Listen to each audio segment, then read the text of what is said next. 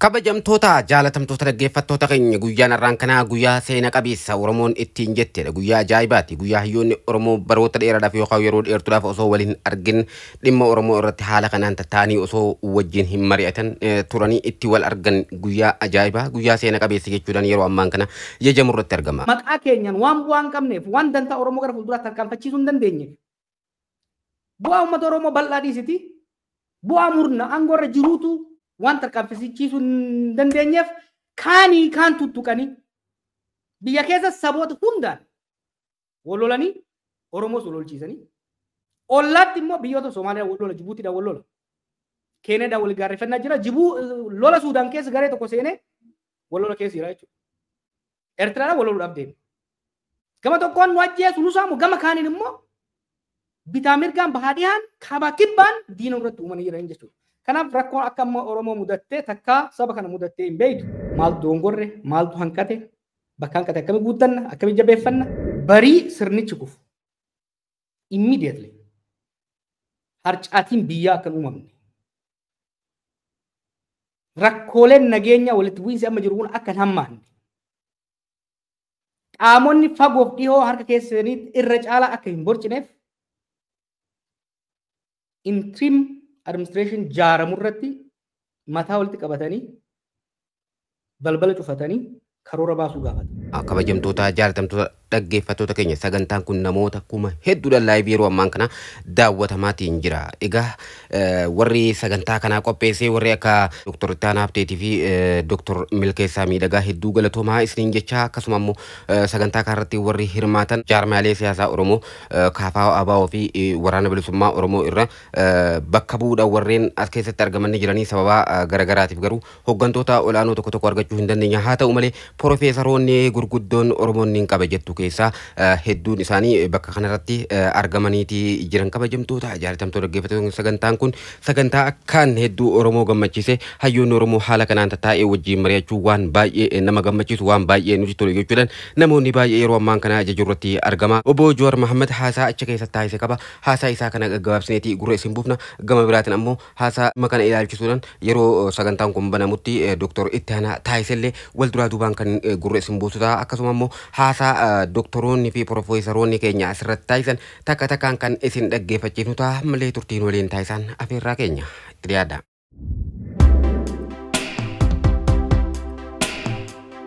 Akkam jirtan isin hundinuu baga foddaa kanaan wal agarre Dr. Ittaanaa fi Dr. Milkeessaan dhugatti waan ajaa'ibaatu hojjechaa jirtanii I'm proud of you waan guddaa dalaguu jirtanii tuuta kana mara waliif fiddanii waan uummanni keenya hawwuu fi waan qabsoon kun gaafatu taasisaa waan jirtaniif galata guddaa qabdanii warra yeroo dheeraa wal beenuu fi yeroo dheeraa saddaan fagaannee turre gara foddaa kana wal arguu keenyaafis hedduun gammadda. In particular Professor Muhammad Hassanii fi Professor Asfaa Jaalataa waa jechuun barbaada. Dhaloonni keenya kunii fi nullee dulloomne warri nu duuba bakka Oromoon tun irraa kaatee irra geesse appreciating godhuu dhabuutu jira. Gaafa akkuma waanuma asitti isaan arguuf hin jira. Hayyoonni irra foddaa kana guutanii kana duubaan hedduu kumaataman jiran kun gaafa hin jirretti gaafa waa'ee Oromoo dubbachuu fi waa'ee Oromoo barreessuu qaanii turetti yakka turetti xiqqaatu ta'ee mul'atutti hayyoonni kun lamaanii fi warri biraa kacarraa biyya lixaa dhaquu carraa argatan waa'ee Oromoo barreessuudhaan waldaa qorannoo Oromoo barreessuudhaan isaan jalaan warri dhufne kun dhugatti mansalaala nu ta'anii jechuudha. It's very important to recognize where we came from and those who paved the way for us. Kanaaf I just want to say thank you on behalf of my generation. Isin lamaan dabalatee hayyoonni kun ijoollummaarraa kaaftanii hojii keessaniin producing knowledge. Uummata akka keenyaa ka odoo seenaa qabu seenaan isaa irraanfatame, ka osoo haqa qabu han isaa awwaalame, bara qaanii ta'e san keessatti hojjettanii asiin nu ga'uu keessaniif hedduu galatooma. Ammallee umrii fayyaa guutuu wajjin umriin keessan haa dheeratu. Warra akka Dr. Ittaanaa fi academic path irra deemtan immoo abboota keenya kana caalaa gara fuulduraa akka hojjettan abdiin qaba. Jaallan dur waliin bifa adda addaatiin qabsaa turre Iskaayil, Saggish, Guutuu, Dr. Mohammed asirratti arguun kiyya hedduun gammada. And of course gurbaa goda kiyyaa immoo abbaa goda kiyyaa Dr. Bayaan bagan si arge. Baqqalaa Garbaa immoo jaala qaallittiiti. Baga wal agarre isa kun reunion jechuumaa fi waan guddaa irraa barannaa wal deebiin kun waan guddaa kanaan cimnee deemuu qabna. Qabxuma lamaa sadeen tokko kaasuun barbaada. Haalli Oromoon amma keessa jiru hedduun keessan dubbattanii jirtanii waan beekamaadha. Oromoon miidhaa gabalamaaf saaxilamee jira yeroo ammaatti. Gama tokkoon kallattiidhaan ajjeefama, kallattiidhaan saamama, kallattiidhaan beelaan miidhama. Oromoon sirnoota gita bittaa alagaa hedduu jala ture. Waggoota dhibba jechaa turre. Waggoota dhibba bara gabrummaa jechaa turre san keessatti namni keenya du'e walii yoo ida'ame kan waggoota torban kanaa hin ga'u. This is not an exaggeration. This is statistical fact. Uummanni keenya sirna abbaa lafaa sirna fiudaalaa Haayile Sillaasee irratti fincileet qabsootti seene. Saamichi sirna Haayile Sillaasee jalatti godhame kan amma godhamaa jiruun walgituu hin danda'u. This is a statement of fact. Kallattiidhaan miidhaa, ajjeechaa, hidhaa, salphachuu akkaan argin jala seene gama diinagdeetiin mateeriyaalii illee ogaa fudhanne saamamuu wanti amma biyya san keessatti by the way Oromiyaan addatti kan miidhaaf saaxilamte akka bara kanaan jiru. Gosa gibira dabalatee gosa saamichaa qonnaan bulaan kun kan milishaa, kan poolisii, kan paartii, kan gunaa busaa gonofaa, kan bulchiinsaa, kan waajjira dhaabaa jedhanii irraa saaman naannoo biraa keessa jiru Oromiyaa malee. Yoon tarreesse namni guyyaa adii mana hidhaatii fuudhamee gabayaa keessatti kan rashanamu namni Itoophiyaa keessa bakka adda addaatti ajjeefamaa jira. Gaafiin hin jiru.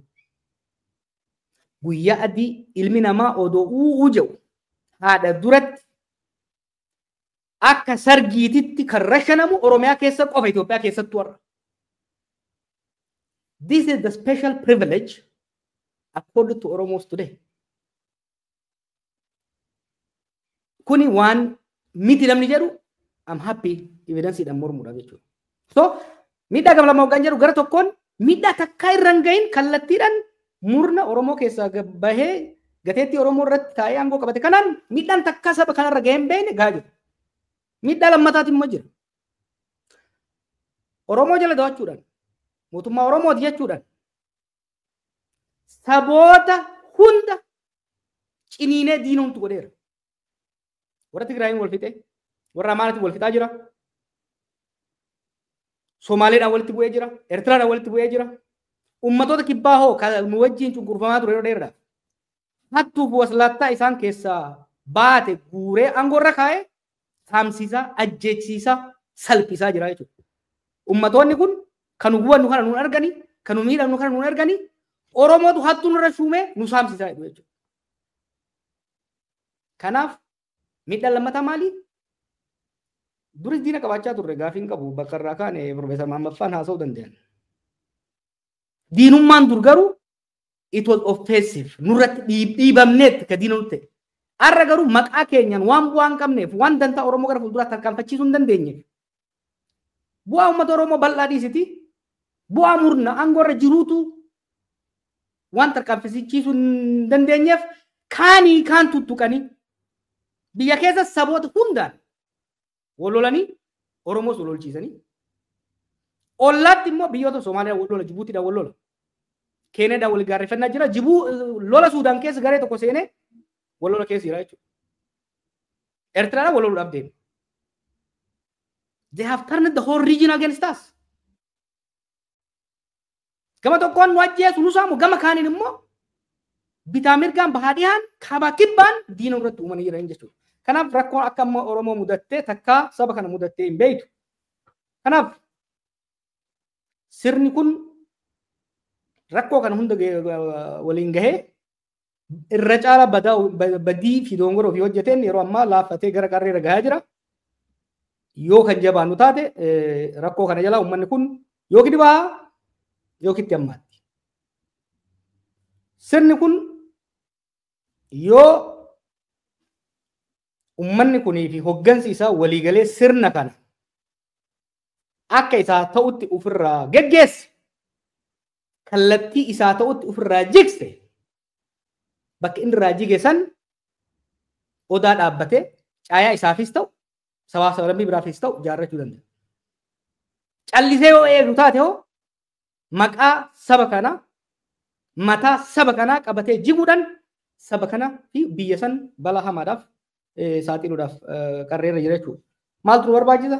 Akkuma hangafoonni keenya hedduun jettanitti yeroo ammaa tokko hoggansi mataa walitti qabatee muuxannoowwan kaleessa dabran, muuxannoowwan biyyoota biraa irraa barachuudhaan akkaataa ce'umsi kun itti saffisuu fi akkaataa ce'umsi kun osoo hin butamin, osoo hin daddaaqin, osoo hadiidaan bahin dantaaf nagaa uummata keenyaa akkasumas kan biyya keenyaa eegsisuu danda'uun karaa qopheessuun barbaachisaadha. Maaliin jechuun jira? Ce'umsaaf yeroo adda addaatti wal qeeqaa turre. Ce'umsa bara 1991tti warri qeeqamaa ture jira. 1974tti warri qeeqamaa ture jira. 2018tti immoo warri ture qeeqamaa ture. Kana hunda cumulatively xiinxallee maaltu dogongorre, maaltu hanqate, bakka hanqate akkamii guuttanna, akkamii jabeeffanna, ce'umsoonni biyyoota biraa hoo maaliif gufata, maaliif milkaa'an, kan gufatan irraa maal baranna, kan milkaa'an irraa maal baranna jennee ce'umsa sadarkaa sadii baasuu barbaachisa. Tokko barii sirnichi kufu immediately harcaatiin biyyaa akka hin uumamne, rakkooleen nageenya walitti bu'iinsi amma jiru kun akka hin hammaanne, qaamonni fagoof dhihoo harka keessaniitti irra caalaa akka hin borcineef interim administration jaaramu irratti mataa walitti qabatanii balbala cufatanii karoora baasuu gaafata. An immediate post Abiy era. What I plead with you, biyya akka malee laaffattee waan jirtuuf, biyya akka malee laaffattee dhukkubni hedduun keessa jiru waan taateef bariin namichi kun kutu ce'umsa qofaaf osoo hin ta'in itti fufiinsa saba kanaatiif fi biyya kanaatiif hedduu murteessaadha. So the next day maaltu ta'uu qaba? Bulchiinsa akkamitti jiraata? Jeequmsi akka hin hammaanne, walitti bu'iinsi akka hin hammaanne, wal shakkiin akka hin hammaanne, namni mataa akka walitti qabatuuf ammumarraa itti qophaa'uudha gaafata. Sadarkaa lammaffaa, the transitional period. The interim period, then the transitional period. Transitional period san keessatti sirna akkamii ijaaruu barbaanna? Oromoo jidduutti, uummatuma keenya jidduutti sirna akkamii ijaaruu barbaanna? Fuulduree akkamiitti ilmaan keenya dhaalchisuu barbaanna? Saba sablammoota biyya keenya jiran wajjin akkamiin jiraachuu barbaanna? Biyyoota ollaa keenyaa wajjin akkamiin jiraachuu barbaanna? Kan jedhu yeroo heeraaf seerri imaammanni itti dibeet godhamu, itti tumamu, itti wal falmamu, itti walii dhiifamu kan ta'u yeroo hammamii dheeratuu qaba kan jedhus ammumarraa irratti mari'atamuudha qaba jechuudha. Sadaffaa irratti kan itti seennu filannoodha. Uummanni keenya kan qabsaa'e sirna abbaa irreetiin buluu osoo hin ta'in sirna mootummaa ofii filateen seera ofii tumateen buluudha. Kun immoo filannoo gaafata. Seera filannoo, adeemsa filannoo, yeroo filannoo kan akkamiiti kan goonu kan jedhu sanii barbaadaa jechuudha. This is an urgent task.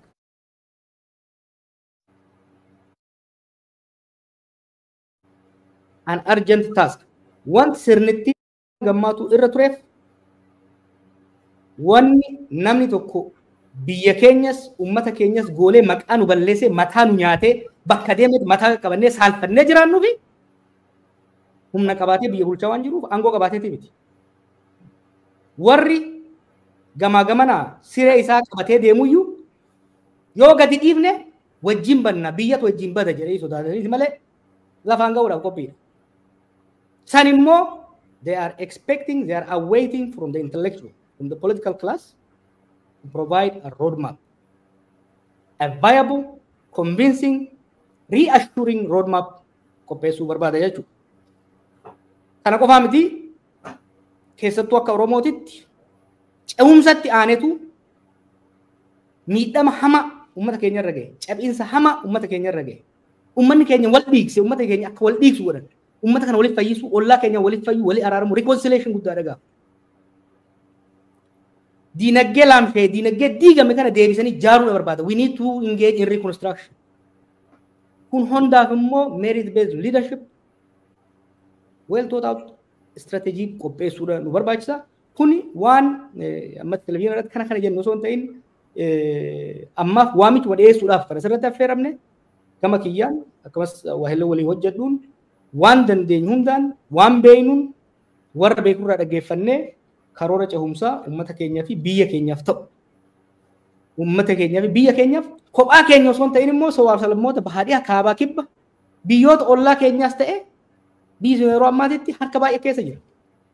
Humnoota biyya sanirraa dantaa bitaaf mirgaa haa ta'u kaabaa kibbaa qaban wajjin wal hubachiisuudhaan ejjennoo keenya hubachiisuudhaan qophii keenya hubachiisuudhaan isaan eeguun osoo hin ta'in proactively akka nutti dhufan eeguu osoo hin ta'in itti dhaqnee hubachiisuudhaan qophaa'uudha nu barbaachisa. Kanarratti egaa gara fuulduraa bal'inaan kan mari'annu ta'a.